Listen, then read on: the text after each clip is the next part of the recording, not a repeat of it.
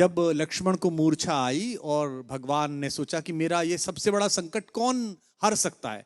देखो भगवान सबके संकट हरते हैं, भगवान के जीवन पे संकट आया तो उन्होंने किसको पुकारा? उन्होंने हनुमान से कहा कि तुम जाओ और संजीवनी लेके आओ। तो जब आकाश में हनुमान चले तो सूरज निकला हुआ था। आकाश में तो सूरज होता ही है, दिन कभी डूबता नहीं है। हमारी माँ पृथ्वी हमें गोदी में लेकर हमारे पिता सूरज की ओर से पीठ कर लेती है। माँ को दोष दे नहीं सकते तो पिता को दोष देते हैं कि दिन डूब गया है। दिन कभी डूबता नहीं है, दिन तो निकला रहता है। सूर्य कभी अस्त नहीं होता। कैलाश भैया ने गाया, क्या बात है, क्या बात, क्या कभी अंबर में। तो बेटा सूरज कभी डूबता नहीं है। तो सूरज आकाश में मिला, और अगर सूरज इधर निकल जाता जहां लक्ष्मण लेटे हुए थे तो भगवान के जीवन का सबसे बड़ा संकट आ जाता। उनका भुजा जैसा भाई, जिसे वो अपनी भुजा कहते हैं दाहिनी, वो पृथ्वी छोड़ जाता। भगवान सहन न कर पाते तो इतना बड़ा काम करने गए, और कितने ताकतवर थे। पंच तत्वों में से एक पवन के बेटे हैं। सूरज से मिले तो उन्होंने कितनी विनम्रता से बात की। रवि भाई सूरज से बोले, हे सूरज इतना याद रहे संकट एक सूरज वंश पे है। ये नहीं कहा कि मैं तुम्हारे लिए प्रार्थना कर रहा हूं, तुम्हारा ही खानदान है ना, सूर्यवंशी राम का भाई परेशान है, तुम भी सूर्य हो तो आप ही के खानदान का काम करने जा रहा हूं। विनम्रता देखना आप कितने पोलाइट हैं, है ना।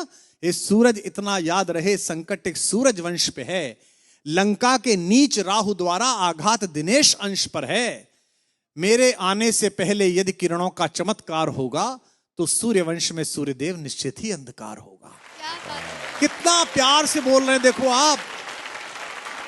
इसलिए छिपे रहना भगवान। जिसने राम के अलावा किसी को भगवान नहीं माना वो हनुमान सूर्य से कह रहे हैं, इसलिए छिपे रहना भगवान, जब तक न जड़ी पहुंचा दूं मैं, बस तभी प्रकट होना भगवान, जब संकट निशा मिटा दूं मैं। आशा है स्वल्प प्रार्थना, ये जरा सी प्रार्थना सच्चे जी से स्वीकारोगे, आतुर की आर्त अवस्था को होकर करुणार्थ निहारोगे। 8 लाइन की विनती के बाद धीमे से अपना विजिटिंग कार्ड दिया सूरज को। शक्ति पाना, यश पाना, लेकिन विनम्र रहना। आशा है स्वल्प प्रार्थना ये सच्चे जी से स्वीकारोगे, आतुर की आर्त अवस्था को होकर करुणार्थ निहारोगे।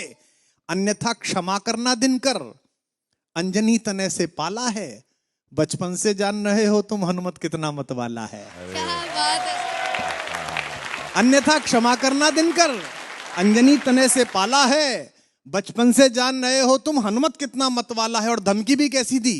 ये जो रवि भैया खड़े हैं ना आपके बगल में, इनके इलाका जहां से शुरू होता है वह धमकी ऐसी दी जाती है कि इतना